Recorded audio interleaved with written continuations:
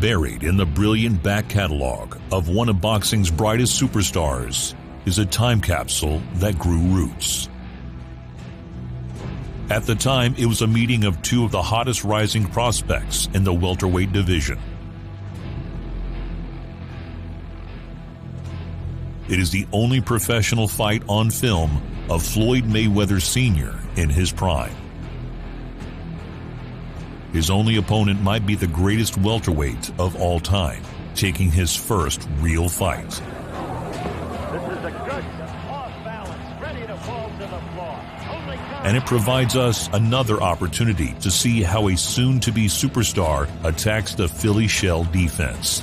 See what we can learn about the father behind the greatest pure boxing IQ of our generation.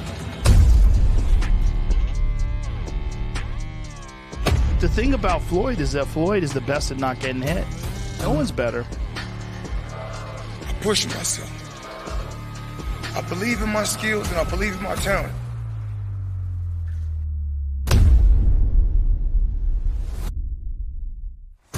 You got fighters that may hit harder than me. You got fighters that's very athletic. But you don't have no fighter that can make adjustments like me. You don't have fighters that can be on my level mentally. It's never personal for me. It's always business.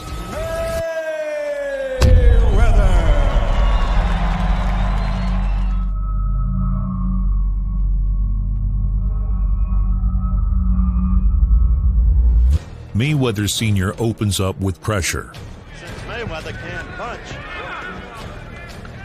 taking the ring center and putting Ray on the back foot. That distinctive bladed Mayweather stance his son would soon inherit.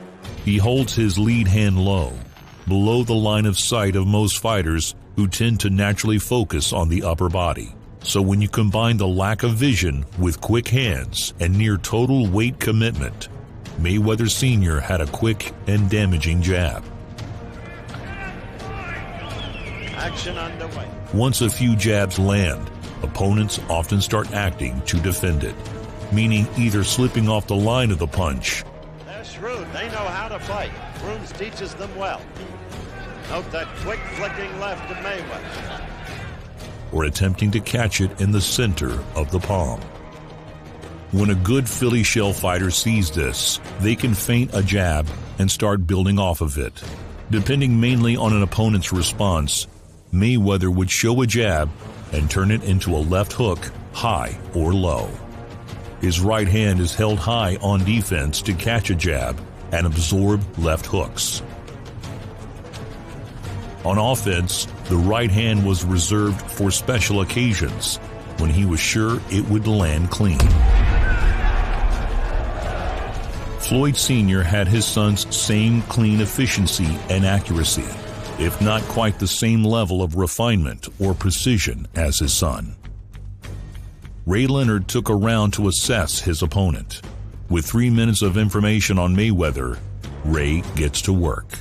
Ray's first decision is to almost completely abandon attempting to jab to the head and the 1-2 combination upstairs, because the Philly shell style is full of short, direct counterpunches to punish and interrupt the basics of classical boxing. Ray's suspiciously absent jab upstairs was replaced with a step to an angle to open a lane between Mayweather's gloves. Jabs were sent to the body instead. There's been no opportunity for Leonard Flurry, but now he's beginning to become effective. Which has a way of drawing even a perfectionist's defense out of place. Ray Leonard did his damage mostly off the counter.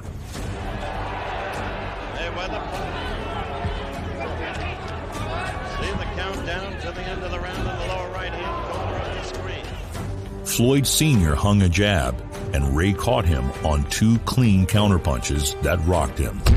But he scored with a good right there. It seems that Floyd Jr. also inherited Sr.'s survival skills. Mayweather had a monumental task in front of him, a generational talent with eye-watering speed. Ray Leonard is arguably the greatest welterweight to ever live. Floyd Sr. had the sense to hold on when holding on was his best option. Like father, like son.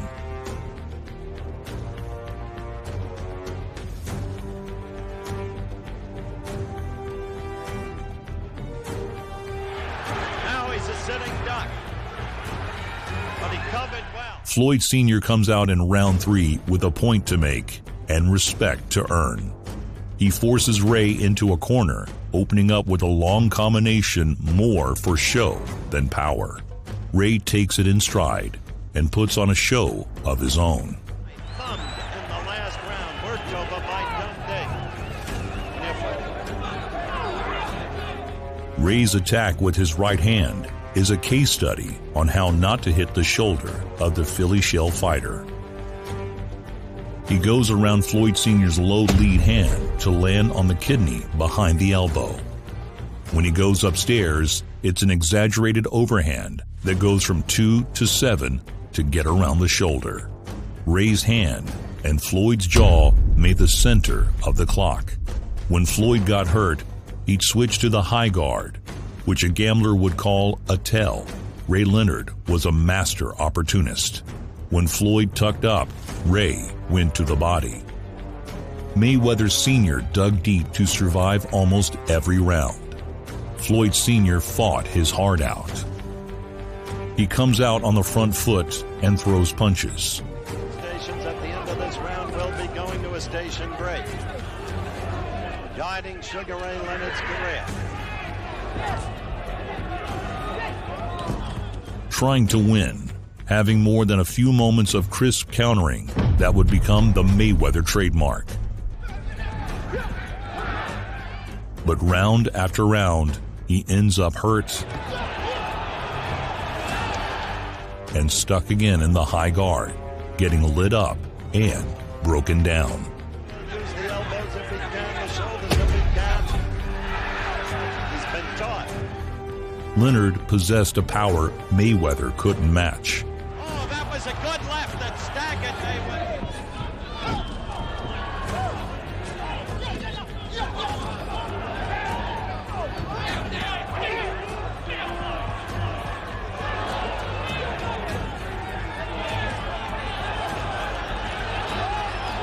That's good show, but not good fighting.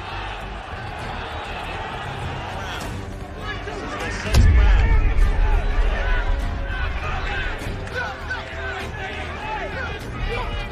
Seconds to go. End of the round. Mayweather got in a good left again. Mayweather dancing. Leonard pursuing. Mayweather slipped a little. He was not. Quick flurry the last minute of each round. A good left caught Mayweather, having him hurt and in trouble. Matter of fact, he's supposed to fight in the Baltimore Civic Center. Remember at the end of last round, Mayweather was in trouble. Now the rope would go. He does cover well, but he has taken punishment. At the end of the 8th, Mayweather lands a clean left hook. Ray rolls with it enough to keep his wits. He crouches and splits a second. Just enough time for Floyd to start his left hook. Not enough time to land it.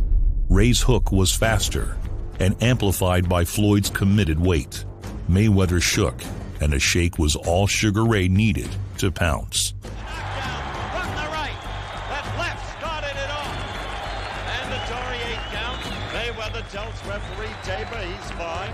Now, Leonard feels in charge. Pulls the shove. Now The final round felt like a formality to everyone but Floyd. But the sheer amount of artillery Sugar Ray is able to put on a stagnant target is unmatched. See, look at Mayweather come right back. The see, then he gets tired and he becomes what sharply limits any future. Say it's Mayweather who's been using the left jab. For Mayweather, it's been a spinning. Now Sugar Ray. With nothing coming back to discourage him, Sugar Ray goes bombs away. Went down then from a left. The shove. Mayweather is still standing, even if the standing 8 count turned into a corner stoppage. At first it looked looked like a standing 8 count. Now it's called a technical knockout. Tabor says Mayweather. It might have taken all night, but Mayweather Sr. finally managed to earn Sugar Ray's respect. When push came to punch, Floyd Sr. was a survivor. But not even he could survive a talent like Sugar Ray Leonard. There's no shame in that. Some of the greatest to ever live couldn't survive the master opportunist. Floyd Sr. at the time of the fight had the makings of a top 5 welterweight in a fairly stacked division, but it wasn't meant to be. Sr. needed money. He had a young son already in boxing gloves with a mouth to feed. So Sr. got into some illicit business with the mother's side of the family. It went south, and soon Floyd Sr. owed a debt. That generally goes only one way in Detroit. A man with a weapon in his home. In a last-ditch effort to save his skin, Floyd Sr. picked up his son. That night, Sr. lost a calf and a career, but Floyd Jr. saved his father's life. Sr. settled into the role of trainer and teacher. His son soaked up the tricks of the family trade and grew greater by the year. He excelled under his guidance, despite the occasional disagreements. The biggest similarity between father and son is more than a similar style and stubbornness. When you dig down deep into the DNA of the Mayweathers, you find that both father and son possessed the same gritty determination to do what they had to do to survive.